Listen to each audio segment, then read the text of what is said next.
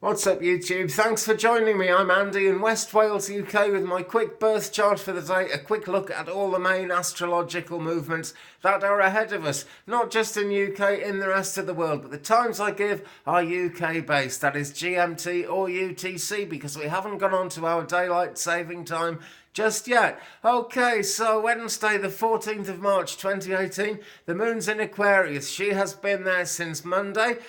Basically all about knowledge, needing to communicate with people who have similar beliefs.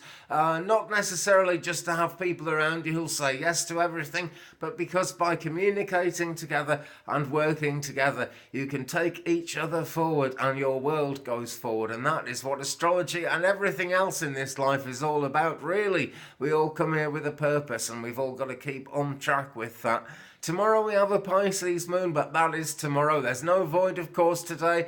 Everything today is still very much an Aquarius moon. She is 10.2% full at the moment, waning on her way down, still crescent. And on the 17th of March 2018, 1311, we get a new moon and the cycle begins again. A new moon is a great time for preparing and thinking about launching a new project and the next leg of your journey. The best time to do it though isn't until 2, maybe 3 days after new moon, because that is when the energy is at its strongest, when the moon is visible in the sky.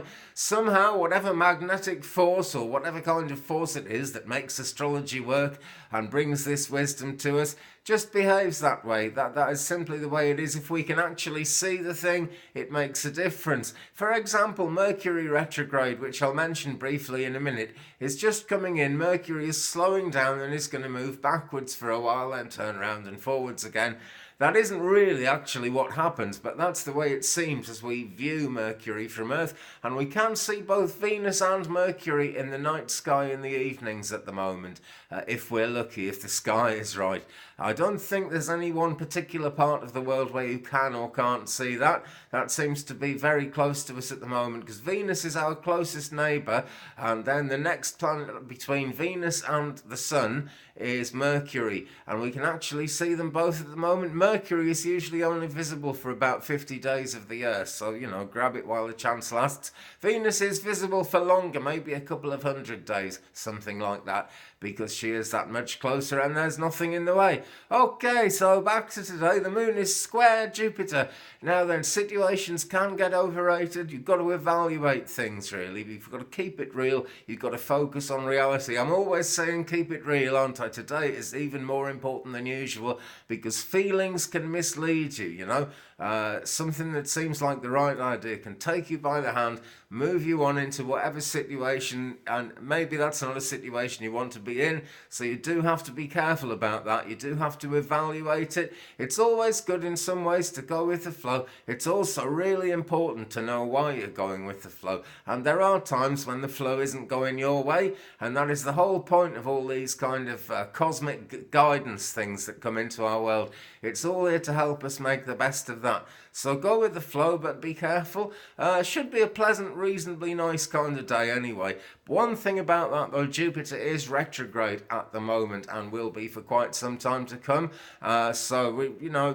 The Jupiter influence, which at best is kind of, you know, it's a bit on and off because Jupiter is a gas giant and, you know, a lot of it's all mouth and no trousers anyway.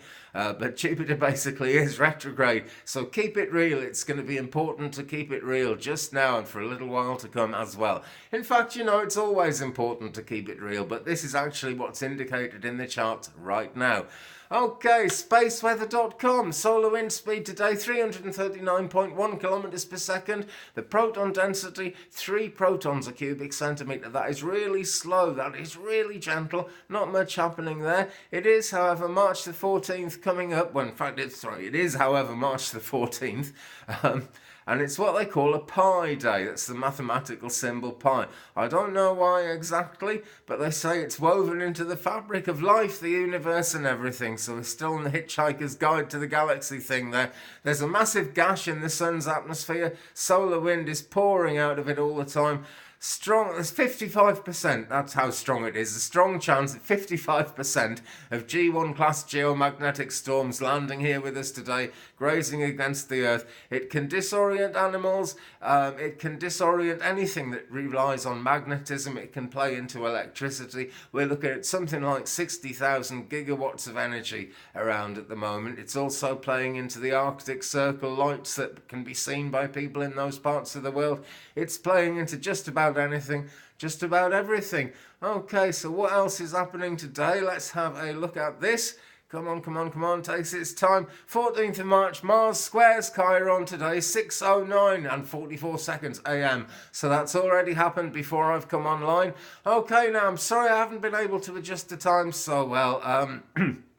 I don't usually mention this because it was a long time ago and it doesn't really matter. But years and years ago I had a massive stroke and I can't remember anything for more than a couple of minutes. So it's just taken me a bit more time to work my way into the general time cycles of the world. Because we're still on good old boring old GMT UTC at the moment. Okay gang, thanks very much for watching. Have a brilliant day. I look forward to seeing you tomorrow. Keep it real, keep it out there. Have a good one. Bye.